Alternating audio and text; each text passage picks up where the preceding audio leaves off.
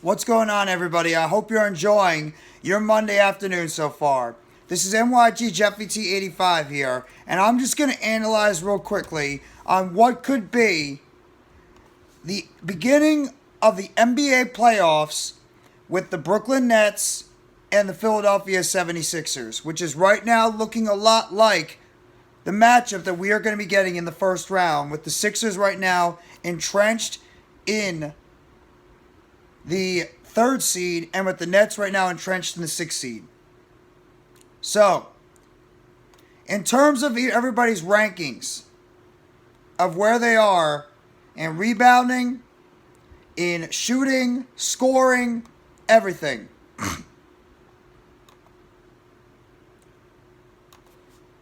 Brooklyn Nets have been a team that has been better overall when it comes to the defensive side of the court. When it comes to rebounding, they're towards the bottom. Philadelphia is in the middle. When it comes to shooting and scoring, Philadelphia is more towards the top because of Joel Embiid and James Harden. Nets are a little bit towards the middle, even though they've gotten good production from both Mikal Bridges as well as Mikal Bridges and at times Cam Johnson and Spencer Dinwiddie. How do I think this is going to be a matchup, and how well it's going to be between the Nets and the 76ers? Well, it's clear as day. The one place that the Philadelphia 76ers have the advantage at is center because of Joel Embiid. Plain and simple. Joel Embiid alone is going to be a problem for the Brooklyn Nets. He's a problem for a lot of teams in the NBA because of his imposing size, and he's playing at an MVP-like level. He's scoring over 30 points per game. He's averaging over 12 rebounds a game. He's one of the best shot blockers in the NBA. He's a force down low at that center position for the Philadelphia 76ers. And you have guys like James Harden, who is also a big-time scorer for this team too. And then obviously you have the young emergence of Tyrese Maxey and how well he's done. The Philadelphia 76ers have 3 players that are averaging over 21 points per game this season. Easily. And you have another solid player in Tobias Harris who's averaging 15 points per game. They have solid 3-point shooters. They have a decent bench with DeAnthony Melton, Shake Milton, George Niang, Jalen McDaniels, Paul Reed, Dwayne Dedmon coming off their bench. But it's mainly going to start with their big 4.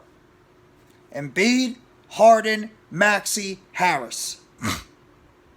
This is going to be the test for the Nets centers if they're going to be able to handle somebody like Embiid down low, and if Embiid is able to get as much attention like he's going down low, driving to the basket, it's going to open up things for guys like Harden, Melton, Harris, Maxey, Milton, whoever it is on the outside, McDaniels, to be able to knock down the open 3-point shot. That's the thing right there, is what are the Nets going to be able to do to counter what the Philadelphia 76ers are going to do in terms of running their offense? How are they going to counter Philadelphia's offense going forward? And how are they going to be able to set up their defense to be able to counter what Philadelphia is throwing out there at them? That's one of the things that we're going to be looking forward to seeing. Now, the Nets are also getting some good contributions from Bridges. Mikal Bridges has emerged as one of the better young two-way players in the NBA, especially since he's got traded to the Nets. He's averaging over 23 points per game. He's one of the elite defensive players at the 3 position. Cam Johnson seems to be getting his 3-point shot back. Nicolas Claxton has emerged as one of the better two-way centers in the NBA. Spencer Dinwiddie is 3rd right now in assists since the trade deadline. He's averaging at least 7 or 8 assists a game. And he's averaging about 14, 15 points per game, maybe more. Joe Harris has been one of the better 3-point shooters in the second half of the season. I think he's shooting about 42% from 3. Seth Curry could light it up. So the Nets have players on their team that if they're able to get their shot going, and for the Nets, it's all going to be dependent on defense and knocking down their threes if they want to be able to handle a team like the Sixers. And when the Nets and Sixers played for the first time after the trade deadline, and the Nets were missing some key players, they only lost by a short amount. The Nets were able to frustrate Philadelphia the last time they played them. The question is guys like Joel Embiid, James Harden, Tyrese Maxey, and that Philadelphia 76ers length. You can't forget about PJ Tucker, who is going to be a pain as well to deal with at that front court. And you have Tobias Harris, who he is one of the wild cards. You know what you're going to get from Harden. You know what you're going to get from Embiid. And for the Nets side, you know what you're going to get from Dinwiddie. You know what you're going to get from Bridges. The wild cards on both sides. For the Nets, Dorian Finney-Smith and Cam Johnson. And for the Sixers, Tyrese Maxey and Tobias Harris. Those four players have been so up and down this season. And for the Nets case, since they got traded to Brooklyn at the trade deadline. Whoever one of those four can have the biggest impact in this series might lead to their team getting the series victory. It's going to be a very interesting aspect because Cam Johnson and Tyrese Maxey have both shown abilities to score 25 or 30 points a game. And Dorian Finney-Smith and Tobias Harris, frustrating veterans that have been in the NBA for a while, when they're on their games, they can get at least 15, 20 points. In Tobias Harris's case, he can go up for sometimes and get 30 as well.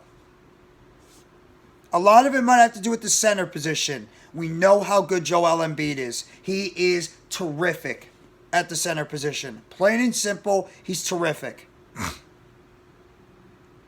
But can a guy like Nicolas Claxton be able to do enough to handle somebody like Joel Embiid? And at the same time, are the Nets' three-point shooting and defense going to be able to do enough to stop the Sixers' offense? And are they going to be able to rebound better too? That's another thing right there. The Nets have got to be able to rebound the basketball at a much bigger clip than what they have done this season. It was getting better over the past few games, but then these last two, they've started to get out-rebounded by a lot again. That's one of the things that this Nets team has got to find a way to do, is they have to rebound the basketball better than what they've done previously. Because if you can't rebound and you're giving second and third chance opportunities to Philadelphia, they will make you pay. Plain and simple, they will make you pay. It's all going to be dependent on that. Can they find a way to make it? Can they find a way to change things up? Yes. They have the talent on this roster. They could give Philadelphia a tough time. I still believe Philadelphia is the better team, and Philadelphia is going to be a major challenge because of the players they have on that team. But can the Nets make it a little bit more difficult for them and take two games in this series? Absolutely. Why not? If the Nets' three-point shooting as defense plays as well as it can, they will frustrate Philadelphia. And Claxton, the last time he played against Embiid, he outplayed him. So, this is going to be an interesting challenge. This is the road we look like we're going down. Unless something changes dramatically within the next 3 to 4 games. It looks like we are heading to a cross-town rivalry between the Brooklyn Nets and the Philadelphia 76ers in the first round of the playoffs. Sixers look like they're going to be locked into the 3rd seed, and the Nets are looking like they're going to be locked into the 6th seed. Barring any or unforeseen circumstances. Because the Nets right now, they're at least 2.5 behind the Knicks. And their series is tied right now. And the Nets are about 2 games above Miami. Make it 3 because they swept Miami in the season series. This is going to be a very intriguing one-on-one matchup between the Sixers and the Nets. But do I think that the Nets are going to get blitzed 4-0? Absolutely not. Do I think that the Nets are going to go down with a whimper against the Philadelphia 76ers? I absolutely do not. And I'm not just saying that because the Nets had wins over the Houston Rockets, the Utah Jazz, and the Atlanta Hawks. No. Because I've seen this Nets team play well against upper echelon teams in the NBA. They just didn't do enough to finish these teams off. And they've shown capabilities for this team to be a lot better than people think. The problem is, are the Nets going to be able to have enough scoring consistently on their offense besides Mikal Bridges and at times Spencer Dinwiddie? Are they going to be able to play good enough defense to slow down a potential offensive attack of the Sixers? And are they going to be able to rebound enough to be able to keep that Sixers team off the glass and make it close to give them second and third chance opportunities and not allow Philadelphia to control the boards and give them second, third, fourth, fifth, sixth, many times chances at the glass? This is one of the biggest challenges going into this first round series. I feel confident right now, almost 100%, but I'm like 85 to 90% chance the Nets and the Sixers are going to lock hands in the first round. 95%, like 85, 90% chance it's going to happen. How they're going to match up? We'll have to wait and see. Because we're in the last week of the NBA season. And unless something dramatically changes, we're going to have a Highway 95 rivalry on our hands between Philadelphia and Brooklyn.